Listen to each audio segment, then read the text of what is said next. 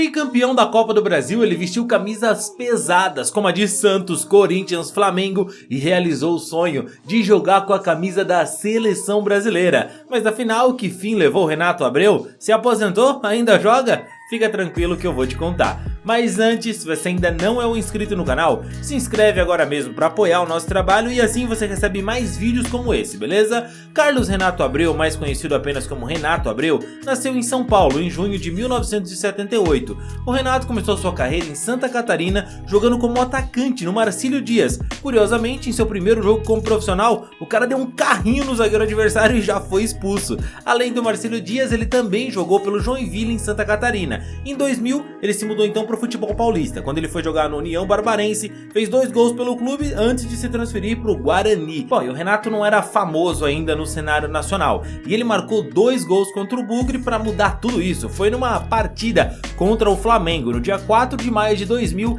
e em pleno Maracanã, num jogo válido pela Copa do Brasil. Depois disso, ele se destacou para valer no Guarani e recebeu uma proposta do Corinthians. E adivinhe só, ele disse não ao Timão. O motivo? Bom, ele era santista de coração e o Corinthians sempre foi o maior rival do Santos, desde quando ele ia ao estádio com seu pai na sua infância. E para ele logo de cara não existia a possibilidade de jogar, enfim, pelo time que era rival do seu time de coração. Depois de longas conversas, ele resolveu aceitar pelo lado profissional. E não pense você que ele fez corpo mole no Timão, nada disso, nada de má vontade. Profissional é profissional e ele jogou bola pelo Corinthians.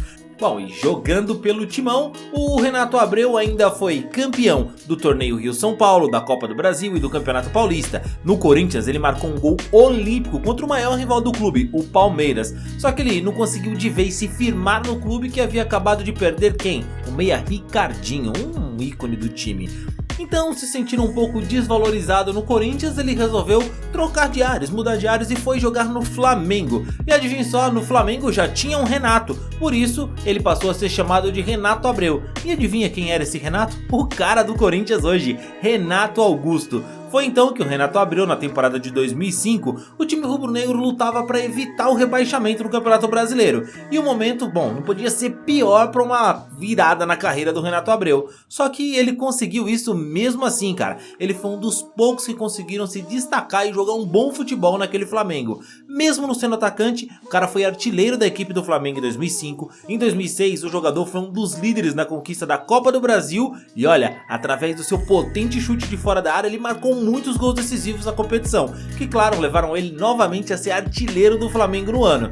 No Campeonato Brasileiro, apesar do Flamengo não ter chegado entre os primeiros, o Renato foi indicado para a disputa dos prêmios de Bola de Ouro e Bola de Prata, como o melhor meio-campista, cedidos pela revista Placar na festa de encerramento da temporada. Ele terminou o ano sendo o jogador que mais atuou pelo Flamengo, participando de 59 das 68 partidas do clube na temporada. Em 2007, ele se mudou para o futebol árabe e passou 2 temporadas fora do Brasil. Em 2010 voltou ao Brasil para defender o Flamengo. Bom, e apesar de não ter o mesmo brilho que ele teve na sua primeira passagem pelo Mengão, ele foi convocado para a seleção brasileira em 2011 pelo treinador Mano Menezes para disputar o Super Clássico das Américas e adivinha só, foi titular com a amarelinha e campeão em cima da Argentina. Em meados de 2012, o Renato Abreu foi diagnosticado com um problema cardíaco, o qual necessitava de uma intervenção cirúrgica e isso poderia afastá-lo dos gramados em definitivo. Porém, ele não desistiu. Depois da cirurgia, se reabilitou e jogou por mais 2 anos. E não foi em qualquer lugar não. Em agosto de 2013, veio a cereja do bolo na sua carreira.